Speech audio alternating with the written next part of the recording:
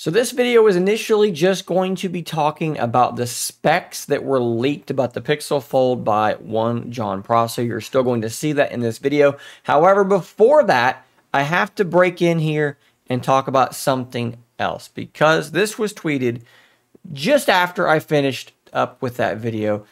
Kuba, the guy that's leaked a ton of stuff about these Pixel devices using breakdowns of the Gcam builds, has tweeted out this video, which, yes, indeed, this is exactly what it looks like.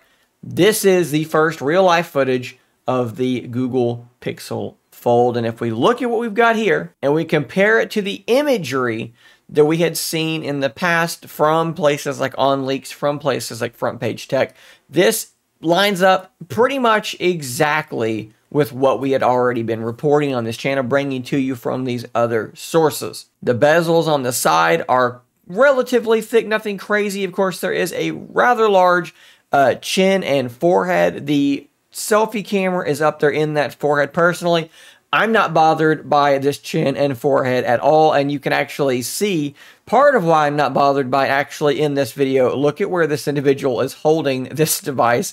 If they were holding the Z Fold like this, they would be actually touching the screen down below. I find that I have accidental presses on my Z Fold with some regularity. This should cut down on that sort of thing. So I don't have a problem with these bezels at all. If I thought that these bezels were fine, I'm definitely going to think that those bezels are also fine. If we let this roll forward, of course, for some reason they've needed to censor this, not exactly sure why. I don't see a taskbar like on the Z Fold on this screen, but I imagine it should be there. It's a built-in feature of Android.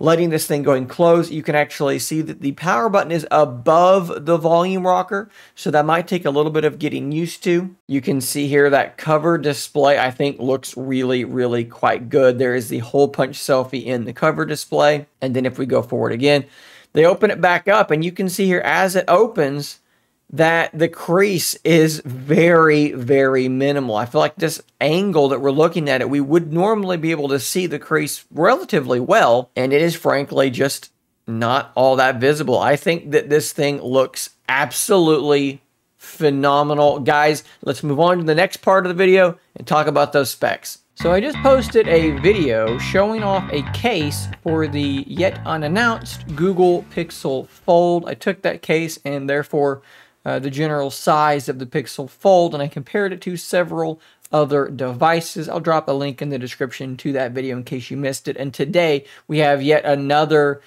gigantic drop of news for the Pixel Fold. A lot of this stuff is stuff we had speculated on before. I think we were correct on before, but now we kind of have it all condensed and put into one place. We have a full spec drop for the Google Pixel Fold. And before we go any further, we got to give credit where credit is due, because this data does in fact come from Front Page Tech. This is the YouTube channel that in fact gave us the initial, as you can see on the screen, renders of the Pixel Fold. So I'm also going to drop a link to their video down below if you want to watch their original video. There's some details in it that I'm not going to cover, so definitely go watch their video as well.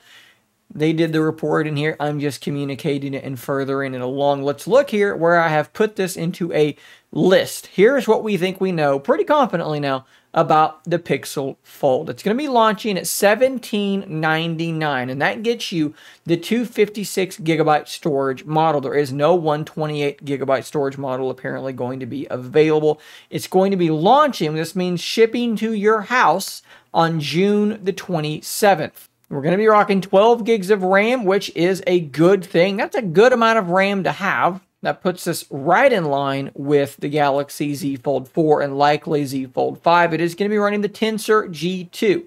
A lot of people have said, man, I wanted to run the G3 that's going to be in the Pixel 8 this fall. That is almost certainly not going to be the case. The G3 should be launching with the Pixel 8. Now, I'm going to add a little side topic to this, right? Tensor G2 and the Google Fold could be better than the G2 and the Pixel 7 because Samsung actually manufactures, for those that don't know, they actually manufacture the Tensor chips for Google. And apparently Samsung's 5nm process has been improved in some way. And because of this, it's better in some sort of undescribed nebulous manner. I do not know exactly what they mean by better. They don't really go into any detail besides the nodes themselves are becoming, again, better. I don't know what this means. I don't know how possible this even is, if this claim holds any water at all, but I'm going to throw it out there to you. I will also submit to you that the Tensor G2 is a very good chip. A lot of people look at it and they think it's some terrible, awful thing because it scores lower than other processors like the Snapdragon 8 Gen 2, for instance, which is what the Z Fold 5 will be running on synthetic benchmarks. But I will tell you that my Pixel 7 Pro, which I often use as my downward-facing camera, is not a slow phone. There's never been a moment where I've been using this phone that I've thought to myself, dang, this thing is just so slow. It can't keep up with my Z Fold device with its newer processor, or my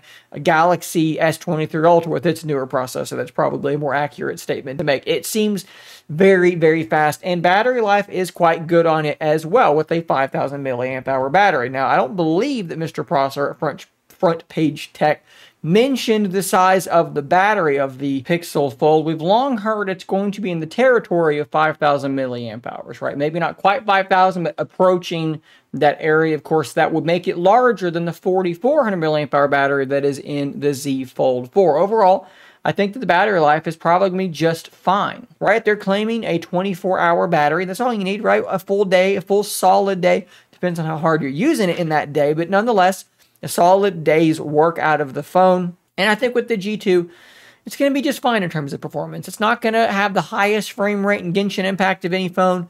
And if that's a problem for you, then wait for the Z Fold 5 because it's going to have a higher frame rate and Genshin impact. For most of us, though, I think it's going to be just fine. We're looking at also a 5.8-inch 120 hertz cover display, a 7.6-inch 120 hertz tablet display. You kind of get a look at what this thing's going to look like here on the screen. Great to see 120 hertz on both of them. It does weigh 283 grams. Now, if we compare that to 263 for the Z Fold 4, yes, that is a heavier phone, and part of that is supposed to be because the battery is, in fact, larger. Here's where things get really, really interesting and even more exciting for me. I'm already hyped up. I'm even more hyped up now. We are apparently dealing with a 48 megapixel primary camera, okay? Now, it's only going to have 0.8 micrometer pixels, but you're going to be pixel binning, right? So 48 megapixel, it's going to shoot at 12. So that means instead of 0.8 micrometer pixels, they're going to be 3.2 micrometer virtual pixels, I think is the word. So you bin them together. So those are fairly large pixels. 1.7 there is the aperture of the f-stop, whatever verbiage you want to use. Half-inch image sensor size. Not the biggest sensor itself in the world. Half-inch is not phenomenal, but with the processing that Google has, I think it's going to be very, very good. The ultra-wide is a 10.8 megapixel camera, 1.25 micrometer, f2.2 as the aperture, 121.1 degree field of view, which is slightly narrower than the Z Fold 4, but still probably going to be fine. Nothing to write home about. This is the one that got me excited, though. I'm guessing this is the same 10.8 megapixel sensor, same pixel size. Of course, the aperture is different. It's a telephoto, but they're claiming a 5x optical zoom. That is going to be a similar zoom, the same zoom level to the Pixel 7 Pro. 5x optical zoom. Okay, the Z Fold 4 is 3x optical zoom.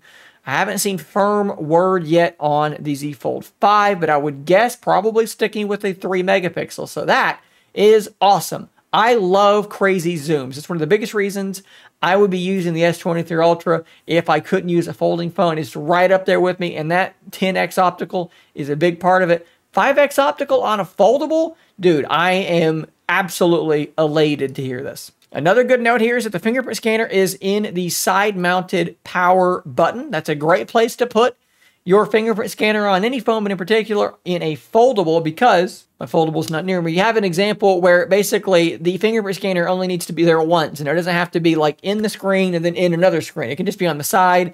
It's a great place for it to be. It makes a ton of sense. Now, we also have had rumors a couple days ago, and now again, that when you buy the Pixel Fold for $17.99 on June the 27th, you will be getting a Pixel Watch included. Now, they're not, going to lower the price, obviously, but that is going to kind of increase the value of the price. I think that's a pretty good added value there for the Pixel Fold. As you know, on this channel, I reviewed the Pixel Watch, and I said it's a really, really good watch, and it would be a great watch if it had battery that lasts more than a day, but I cannot do the one-day watch thing, so maybe those of you that are switching from an Apple Watch or something, this won't be that weird to you, but for those of us that use watches that last 3 days or something more, maybe it's a Garmin watch or what's that, a Amazfit that lasts 2 weeks or something like that, that's kind of a bit of a hard sell, but nonetheless, solid watch, solid added value. Guys, that's all I've got for you in this one. Again, go check out the original video from Front Page Tech in the description down below. They did the report in here. I'm just communicating it with you